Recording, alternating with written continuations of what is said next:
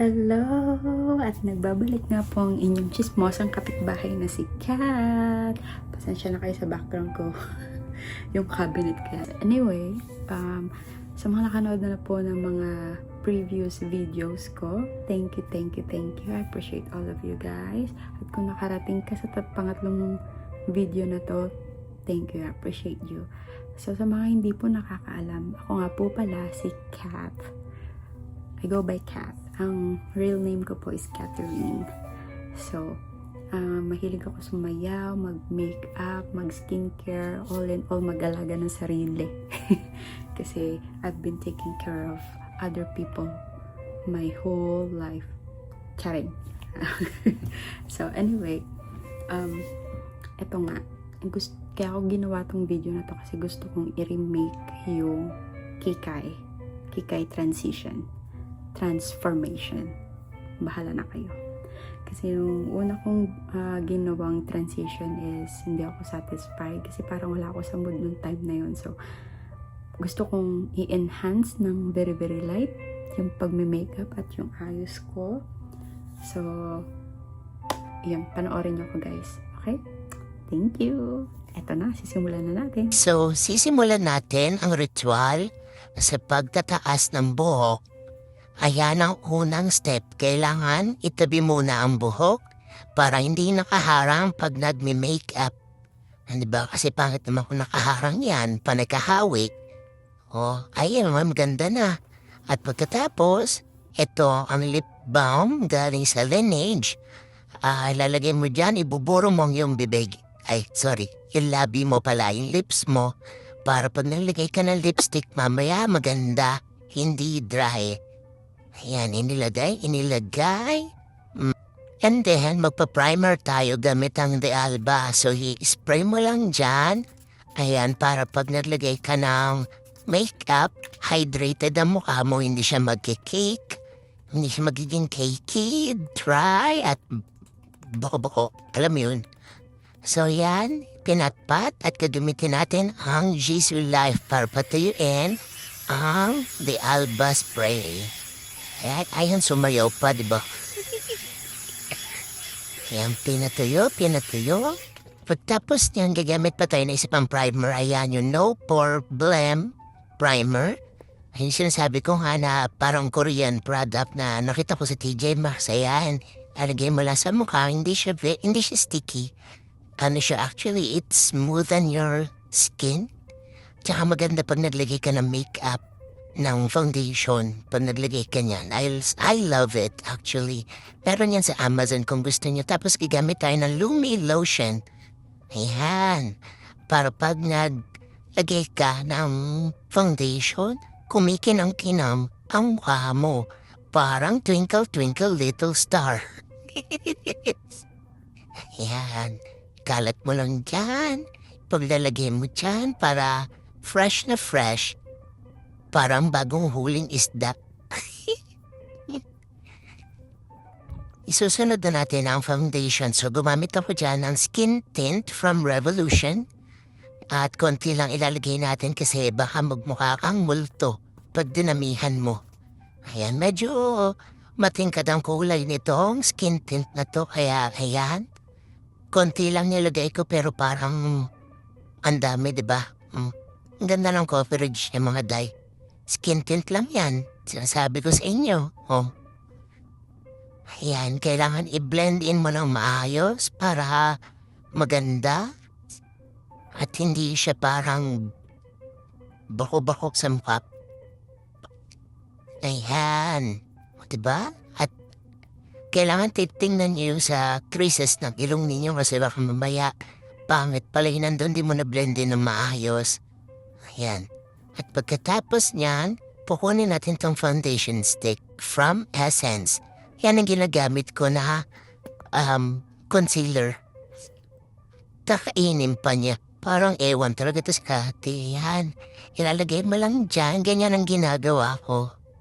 Pag ilalagay ng concealer, scary. Ayan. Clue, nagimumo. At pagkatapos, ayan, yung Christian Dior. Hindi yan chocolate, huwag yung kakainin. Pang-contour yan. Yan, ganyan lang ako mag-contour mga inday. Huwag kayong matakot sa paglalagay niya kasi pwede niyo naman i-adjust kapag naramihan niyo or parang nabigla kayo sa paglalagay, di ba? Yung, yung iba, madalas, parang nilalagay nila, parang pinapatagal nila sa mukha. Ako kasi hindi. Dahil gusto ko na-adjust ko agad yung kulay kapag nailagay ko na. So, ayan. So, ngayon, ang gagawin ko sa makeup na to, ang iiwan ko lang sa mukha ko is yung concealer. Para mamaya pag binlendin ko yung mga makalat na eyeshadow, sumama dun sa concealer. Ayan, matakpan. Makonceal, kaya nga concealer eh. Ayan, so i-blendin natin ng maayos, ayusin natin ng nose line. Diba? O, mukha ng mumu eh. Pero trust the process, okay? Trust the process mga kapatid. Mamaya gaganda tayo.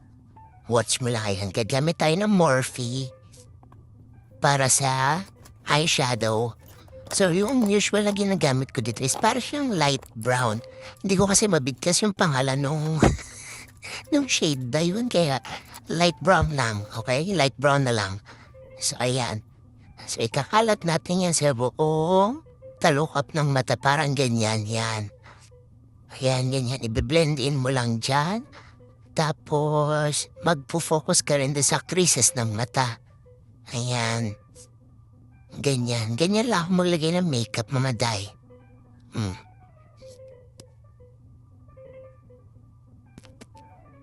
And then, gagamit tayo ng very pink na yan from MAC. Sponsored by Ate Tin. Shout out to you, Ate Tin. Thank you very much. Ayan. So, ilalagay lang natin yan dun sa fold ng mata. Sa creases, yan dun. Para mag-create ka lang ng line dyan. Susundan mo lang yung art nung talukap ng mata mo. Yan, ganyan, ganyan. Para may shadow effect mamaya. And then, gagamit tayo ng LA Colors. At naman yung parang medyo light pink yung gagamitin natin. So, gumamit ako dyan ng parang flat na brush. Tapos, ayan. At gumamit ako dyan ng Laura Mercier. Ganun ba i-pronounce yun? Na setting spray para spray dun sa flat na brush kasi para matingkad yung kalalabasan ng kulay. Tsaka mo siya idadab-dab-dab-dab dun sa palette. And then, ilalagay mo dyan. O, diba? Ang tingkad ng kulay. Ganun. Ayan, so kakalat mo lang dyan sa baba ng mata. Parang ganyan. Ayan, huwag mong tigilan hanggat hindi ka nakukontento. Tapos, gagamit tayo ng yellow. I love yellow. Dun, sa gilid ng mga mata, para kumikinang-kinang ang iyong mata. Ayan, lalagay mo lang dyan sa gilid. At pagkatapos yan, i-blend in mo yan syempre para hindi pangit yung itsura. Ayan, trust the process mga inday. Sabi ko sa inyo, i-blend in yan ni ate. Ayaw nyo mag-antay eh. Ayan. Tapos, konti pa, konti pa. Ayan. O, diba? Ang ganda. Medyo natakot ako dyan kasi parang napakapal. At namuo-muo. Sabi ko, oh my gosh. Teka, sandali. Di ko na maayos, o diba? Tapos kinuha ko ulit yung MAC, yung pink. Kasi, gagawin ko siyang parang eyeliner. Doon sa baba, bago eyelashes ko yan. Parang ganyan. May eyeliner naman akong itim pero ayokong gamitin yan. Kasi parang gusto ko parang. Ang dami parang. Hindi. Gusto ko parang medyo pink. Ayan. Parang nag-blend in siya dun sa eyeshadow ko. Ayan. And to enhance my eyes, yung shape ng eyes ko, kaya ako naglalagay ng ganyan. So very, very light lang naman. Lang sa parang half of my eyes. Ayan, ganon. Huwag mong kapalan. Konti lang para hindi okay. May nalimutan yan kaya ganyan. Hindi natin na-record ang paglalagay ng kilay. Kilay is life, tandaan nyo yan. So dati nagpagawa ako ng kilay ko, yung micro-shading and microblading, pero nag-fade na. So, hindi ko na siya napagawa ulit. Anyway, ayan, gagamit tayo ng brow lift from Elf. Hello, Elf. Kumusta ka na? Ayan, gumamit lang ako ng brush. Tapos, inilagay ko lang dyan konti-konti. And then, gagamit tayo ng brush. Tapos, ang pag-brush ng kilay is pataas. Yan, ganyan. Para ma-lift niya, diba? Alam naman, pababa ka di daw yun, hindi lift. Ayan. Brush mo lang upwards. Ganyan. Tsaka ingat lang sa pagbabrush ha mga te, baka magaskasan niya yung skin nyo. Ayan. Kung mapapansin yung kilay ko hindi pantay kasi nga ako lang ang nag-shave. Yan. Yan, sariling sikap mga inday. At tapos niyan, ayan, nag-fill in pa ako ng konti kasi parang nabura ko eh. Yan, okay na, satisfied na. Tapos, kukunin na natin ang white eye pencil. So, ilalagay mo yan sa waterline ng mata mo. That's from Essence, okay? Ayan, sa waterline. Noong unang paglalagay ko niya noon, Diyos ko, maluha-luha-luha ang ate nyo. Pero ngayon sanahin na. Tapos, gagamit tayo ng black eyeliner. Ito gagamitin na natin doon sa taas, sa waterline ulit. Pag sa taas, medyo masakit. Ayan, kaya po ipikit-pikit ng ate nyo. Ayan, kasi medyo masakit niya. Ayan. Pero sana yan lang talaga. Tapos niyan, mag-eyelashes na ako. Pero, may nalimutan tayo, wait lang.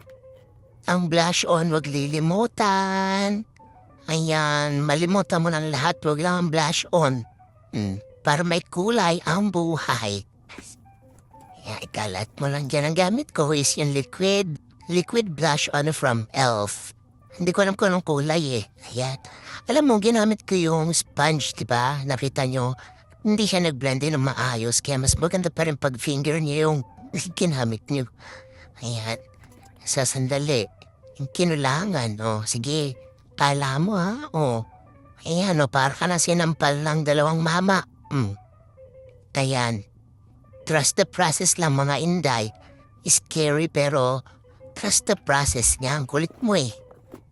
Tapos niyan, gagamit tayo ng Laura Mercier Translucent Powder. Ayan, para matakpan ng napaka-pula-pulang pisngi. Ayan, kalat mo lang dyan. Uunahin mo yung powder bago ka maglagay ng mascara. Kasi pag naglagay ka na ng mascara bago yung powder, mamumuti yung lashes mo, pangit tingnan. Kaya unahin mo yung powder, ihuli mo ang mascara. So, ayan. Diba? Ang ganda na, pak, ganun, diba? Ang flawless. So, ayan, iipitin na natin ang eyelashes gamit ang curler. Ayan, ganyan. So, ito na, ang pinakaiintay ng lahat. Ang mascara from Clio, Kill Lash. Gamit ko. Yan. Maganda to kasi parang may curling effect siya. Tapos mahaba yung eyelashes mo din pag ginamit mo yan. Yan. Ganyan. Tapos hindi siya nagka-clump. Maganda siya. I like it. I really like it. So, yung kakalimutan yung babang lashes din. Ayan. Yan. O diba? Ang ganda. Pak, may lashes na. Tapos niyan, ligpitan na. Abangan nyo ang transformation ni ate sa dulo. Pak, tapos na. Nag-lipstick na. Mag-aayos na tayo ng buhok. Tutorial to kung paano gawin ang buhok ng kikay. Maharot na maharot. Ay! Kikay!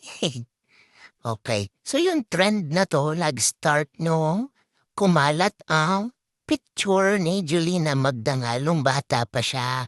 So actually, nung bata pa ako, para sa mga hindi nakakaalam, elementary ako, idol na idol ko si Jelena Magdanga, lalo na sa mga postura niya, OMG. Lahat ng meron siya sa buhok, yung mga lumilipad-lipad na paro-paro, mga clips na ganon, nakatirinta, iba-ibang kulay ng ipit, meron ako dun. Ayan, so hinati dyan, tapos kagawin lang natin yung pigtail na ganyan. Yan. Sa dalawang pigtail, magkabilaan. So, ipoponytail mo lang yan dyan. Tatali mo. Tapos, ang gawin ko dito ay titirentas ko yung... Ayan, titirentas ko yan. Hati-hatiin ko maliliit. Para maganda. Kabila naman. Ayan, itinirentas. Ayan. Diba? Ang bilis. Oh.